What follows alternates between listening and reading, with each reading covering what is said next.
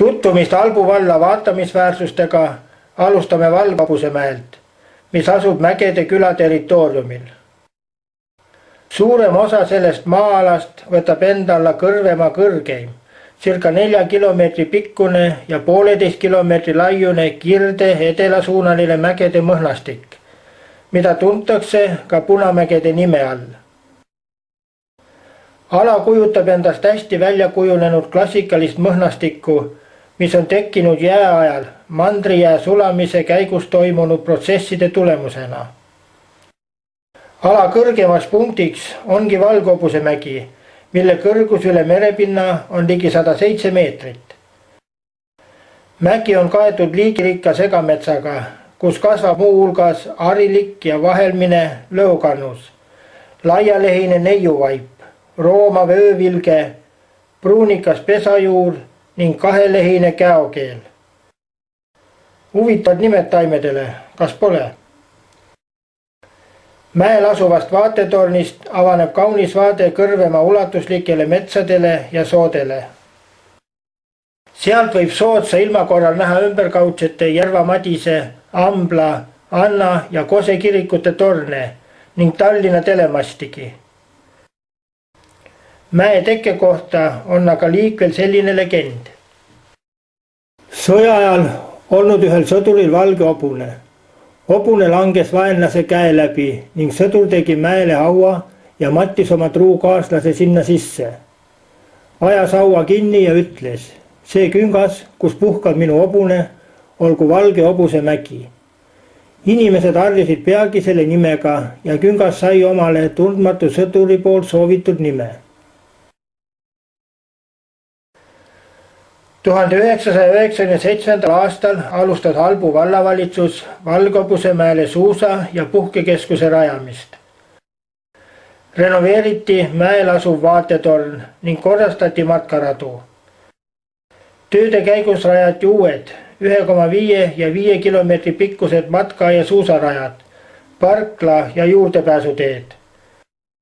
Külastuskeskuse hoones, mis avati 2007. aasta detsembris, on olemas kohvik, pesemis- ja riietusruumid, saun, suusa- ja matkavarustuse laenutus ja müük ning jõusaal.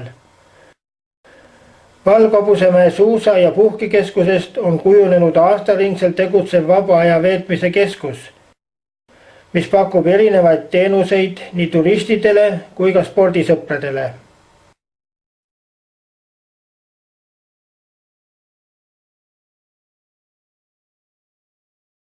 Järvamaa vanimast mõisast, Albust, pärinevad esimesed teated juba 1282. aastast. Keskajal kuulus mõis Ordule ning ehitati Paide ordulinnuse voogdi residentsina arvatavalt 14. sajandil välja väikese kivilinnusena. Selle osi on jäänud praeguse mõisahoone keldrikorrusele.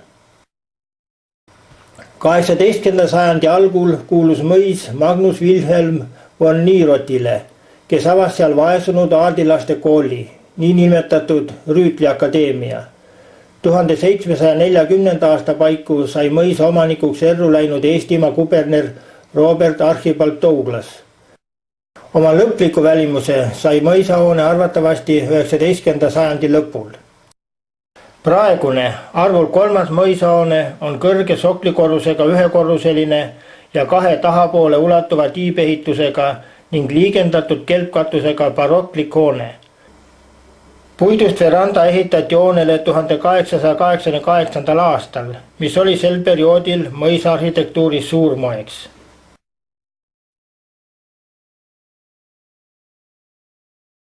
Albu mõisahoone teevad Eestis ainulaadseks siseruume kaunistavad arvukad baroksed ja rokokoomaalingud ning plafoonimaalid.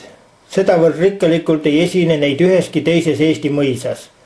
Samas olid ka Albu maalingud üle 2 sajandi peitunud hilisemate krohvikihtide alla ning avastati alles 1998. aastal restaureerimistööde käigus. Varem ei olnud nende olemasolus kellelgi aimu.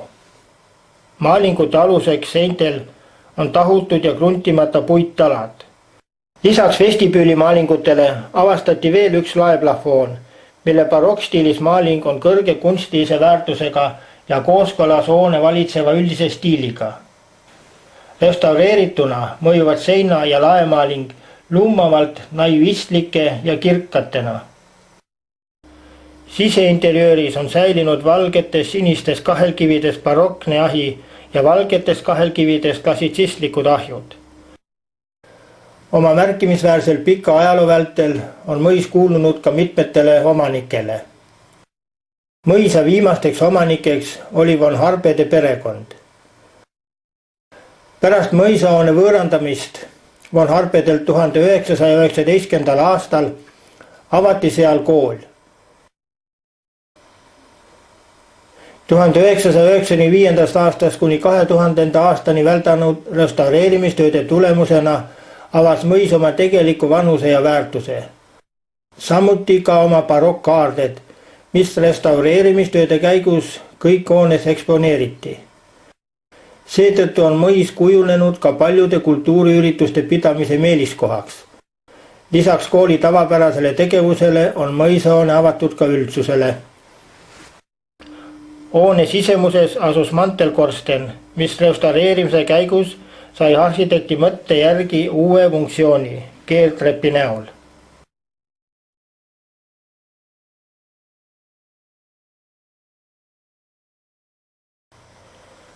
Mõisansamblit ümbritseb liigirikas 5 hektari suurune park, mis paikneb 2 terrassil. Oluline osa pargi kujunduses on Ambla jõel ja sellele 1873. aastal ehitatud 2 lameda kaarega kivisillal.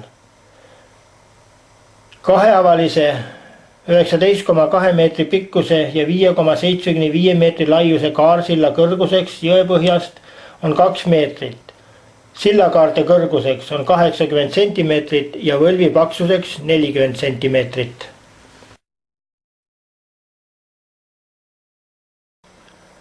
Mõisa kõrvalhoonetest on säilinud kõige paremini esinduslik maakividest ait.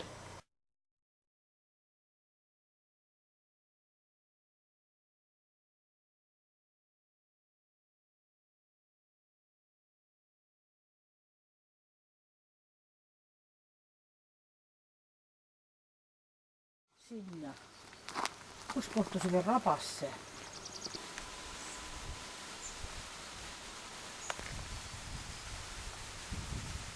Siin mägi, seal mägi, kaugemal 3, vahemat kätt 4, paremat 5 ja nende taga 6, 7 ning veel rohkemgi.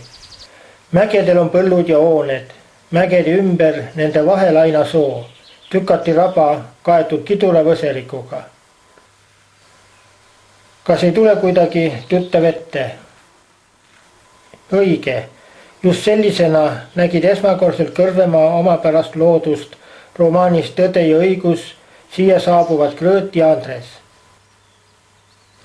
Arvatavasti avanes samasugune pilt ka äsja abiellunud noorpaarile Ann ja Peeter Hansenile Suure-Jaani kihelkonnast Viljandimaalt, kui nad 1872. aasta jüripäeva paiku ühele taolisele soode ja rabade vahelisele väljamäele saabusid, et endale Tammsaare Põhjatalus kodu rajada. Talu ostis Peeter Hansen Albu mõisnikult võlgu, tasudes lepingu sõlmimisel pisut rohkem kui 1/10, 250 hõberubla. Tammsaare Põhjatalu kivised ja halvasti haritud põllud ning soised heinamaad nõudsid noorelt peremehelt palju higi ja vaeva. Seetõttu tuligi Peeter Hansenil rahmeldada varakevadest lumetulekuni, rammu proovida söödi jäänud ja kivise maaga, võidelda heinamaal rägu ja võserikuga, soodes liigveega. Külmade tulekul tuli parandada risakil hooneid ja kruupingi ääres meesterdada vankreid, regesid ja kõike muud, mis talus vajalik. Peremaa anneoleks olid loomad, kodune töö ja arvukas lastepere. Hansenil sündis 12 last, neist 10 kasvas suureks. Ellaloovuline ema kasutas tööst vabu hetki, et tegelda lastega, mängida nendega ja siseneda neisse tööarmastust. Karmiloomulisem ja järsem isa õpetas lastele mitmesuguseid töid ja tegemisi. Praktiliste oskuste kõrval püüdis arendada ka laste mõtteteravust ja eetilisi tõekspidamisi. 30. jaanuaril 1878. aastal sündis Peeter Jan Hanseni peres 4. lapsena poeg Anton, tulevane kirjanik. Selle taluga oli tihedalt seotud Anton Hanseni esimesed paarkümmend eluaastat. Oma loomingus on Tammsaare jäädvustanud kodukandi inimesi, paiku ja kaunist, kuid eluks karmi loodust. Pärast romaani Tõde ja õigus esimese osa ilmumist 1926. aastal käis Tammsaare maile palju uudistajaid. Ametlikult aga avati muuseum kirjaniku venna August Hanseni ehitatud elumajas 30. jaanuaril 1958. aastal ning kuni 1972. aastani oli ekspositsioon ainult maja teisel korrusel. 1978. aasta jaanuaris Anton Hansen Tammsaare 100. sünniaastapäevale pühendatud pidustuste ajal avati Vargamäel taastatud hoonete kompleks. Uuesti olid ehitatud rehielamu, karjalaud, saunikute eluhooned, piiriaiad ning Tammsaare talu ümbritsevatesse rabadesse rajatud matkarajad. Romaanis Tõde ja õigus Vargamäeks ristitud Väljamägi on kujunenud üldtunnustatud geograafiliseks kohanimeks.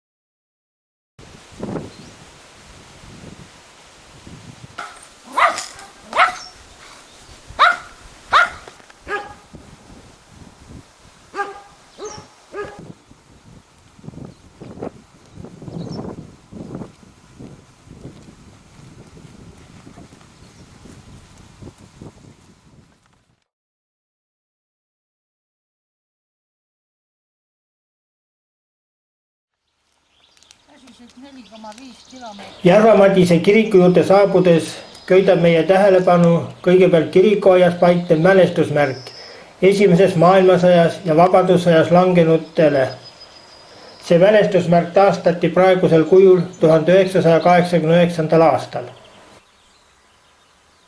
14. sajandil valminud ühelööviline Järva-Madise kirikuhoone on Järvamaa üks vanemaid.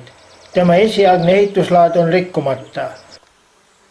See on Järvamaa väikseim kirik, mille sisepikkus on 18,3 meetrit ja laius 9,45 meetrit. Kirikutorn on ehitatud 1858. aastal ja kirikut kasutab Püha Matteuse Järva-Madise kogudus. Kunstiväärtuslik kantsel 1650. aastast on Tallinna kuulsa barokkskulptuuri meistri Tiile töö. 1680. aastat pärit altar on aga sama nimeka Akkermanni valmistatud. Altaripildi on maalinud Tallinna kunstnik Sprengel. Kunstimälestisena on riikliku kaitse all ka 17. sajandist 2 figuuriga hauaplaat. 17. sajandi algupoolel oli Järva-Madise õpetajaks, hiljem kogu Järvamaa praostiks magister Heinrich Stahl, kes on Eesti vanema kirjakeele looja. Tema peateoseks on siin alustatud 4-osaline saksa-eestikeelne käsi- ja koduraamat. Peale selle avaldas ta ka kaksikeelse jutluse raamatu, rootsikeelse katekismuse ja esimese eesti keele õpiku. Järva-Madise vanale kalmistule on maetud ka Tõe ja õiguse prototüübid. Peaväravast vasakul kirjaniku isa ja ema, romaanis tuntud kui Andres ja Krõõt, paremal Sikenbergid, romaanis Pearu pere ja peatees paremal Kroostalid. Kroostalide peremees oli Undipalu Tiidu prototüübiks. Kiriku vahetus läheduses asub ka perekond Vitingov-Seeli hauaplats. Sellest perekonnast on pärit nii mitmedki tuntud muusikud.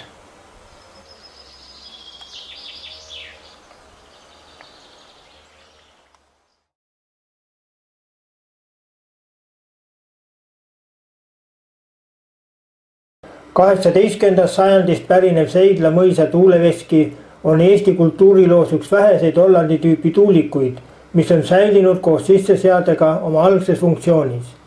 Tuulik on haruldane, kuna teist sarnast kogu sisseseadega kompleksselt säilinud ja oma autentse välisilme säilitanud tuulikut Mandri-Eestis ei kohta. Samuti esindab Seidla tuulik oma algupärandis mõisa tuuleveski tüpoloogiat, paiknedes mõisa südamest veidi eemal nähtaval künkal, milliseid kogu Eesti territooriumil on mõisa ansamblites komplekssena säilinud alla 5 eksemplari. Tuuleveski on Mandri-Eestil omane paekivist kehandiga Hollandi tuulik, millel on 5 korrust ja 2 paari jahvatuskive.